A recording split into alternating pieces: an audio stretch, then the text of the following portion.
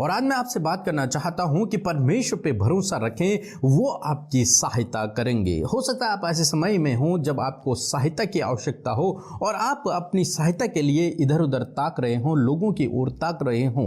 परंतु आज परमेश्वर का वचन आपसे बातचीत करता है। क्या बातचीत करता है? यदि आप मेरे साथ में निकाल लेंगे दूसरा इतिहास उसका 16 अध्याय 9 पद, तो वहां पर कुछ इस प्रकार से लिखा है, देख, यहोवा की दृष्टि सारी पृथ्वी पर इसलिए फिरती रहती है कि जिसका मन उसकी ओर निष्कपट रहता है, उनकी सहायता में वह अपनी सामर्थ दिखाए। आमीन। दोस्तों, यहाँ पर परमेश्वर का वचन कहता है कि यहोवा की दृष्टि सारी पृथ्वी पर लगी रहती है। क्यों लगी रहती है? ताकि वो अपने लोगों को देखे कि किन को सहायता की आवश्यकता है, और जिन लोगों को सहायता की आवश्यकता होती है वो उनकी सहायता करता है। जिनका मन परमेश्वर की ओर निष्कपट है, जिनका भरोसा परमेश्वर के ऊपर है, वो ऐसे लोगों को देखता है कि मुझ पर कौन भरोसा करता है, और जो व्यक्ति उस पर भरोसा करता है परमेश्वर उसकी सहायता करता है। यहाँ पर 16 अध्याय में कुछ इस प्रकार से हुआ। राजा आसा, जो कि इजराइल का राजा था, राजा आसा के समय राजा बासा ने, जो कि यहूदा का राजा था, इजराइल के राजा आसा पर उसने चढ़ाई कर दी, युद्ध करने के लिए आ गया। आसा राजा इस बात को देखकर डर गया, घबरा गया, इसलिए उसने क्या किया, तो राजा आसा ने अराम के राजा बेनहिद से सहायता को मांगा, और जब उसने सहायता को मांगा तो बेनहिद ने राजा बासा पे युद्ध के लिए चला गया, जिस कारण से राजा आसा और बासा के बीच में युद्ध था वो रुक गया। परंतु इस बीच में कुछ इस प्रकार से हुआ कि हनानी दर्शी, जो कि परमेश्वर का भक्त है, वो राजा आसा के पास पहुंचा और उसने राजा आसा से कहा कि तूने ये मूर्खता का काम किया है। क्या तूने इतने बड़े बड़े युद्ध जब लड़े तो क्या परमेश्वर ने तुझे विजयी नहीं किया था? क्या परमेश्वर ने तेरी सहायता नहीं की थी? क्या परमेश्वर तेरी ओर से नहीं लड़ा था? फिर तूने अब अपना भरोसा परमेश्वर से हटाकर राजा बेनहिद पर क्यों तूने अपना भरोसा रखा? क्यों तूने उसकी सहायता को मांगा?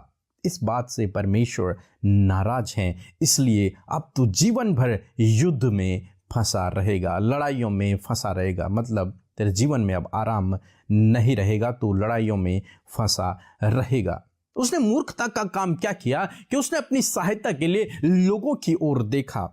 अपनी सहायता के लिए उसने पहले परमेश्वर की ओर न देखकर उसने दूसरों की ओर देखा, लोगों की ओर देखा, दूसरे राजाओं की ओर देखा और उनसे सहायता को मांगा। बल्कि उसने सोना चांदी उठाकर उनको दे दिया ताकि वो उनकी सहायता करे, ताकि बेनहिद उसकी सहायता करे।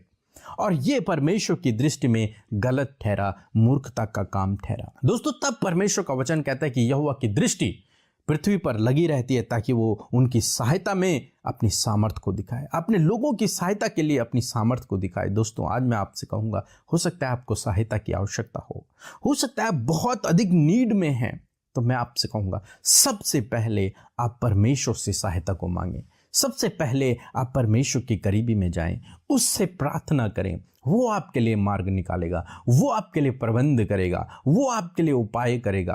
अपना भरोसा परमेश्वर के ऊपर रखें, न कि लोगों के ऊपर। अपना भरोसा परमेश्वर के ऊपर रखें, क्योंकि उसकी दृष्टि आप पर लगी रहती है, क्योंकि आप उस पर भरोसा करते हैं, इसलिए उसकी दृष्टि आप पर लगी रहती है कि वो आपकी सहायता करे। तो आप एक बार उससे सहायता मांग के तो देखो, वो आपकी सहायता करेगा, आपके लिए प्रबंध करेगा, आपके लिए उपाय करेगा। इसलिए दोस्तों, जब भी आप विपरीत समय में हो, कठिन परिस्थितियों में हो, सहायता की आवश्यकता हो, तो राजा आसा की तरह आप न करें, बल्कि क्या करें, बल्कि जो परमेश्वर का वचन कहता है कि यह संपूर्ण मन से यहोवा पर भरोसा रख, वो तेरे लिए सीधा मार्ग को निकालेगा। परमेश्वर पर भरोसा रखें, वो आपके लिए सीधा मार्ग को निकालेगा। सो प्रभु आपको इस वचन के द्वारा बहुतायत से आशीष दे। आमीन।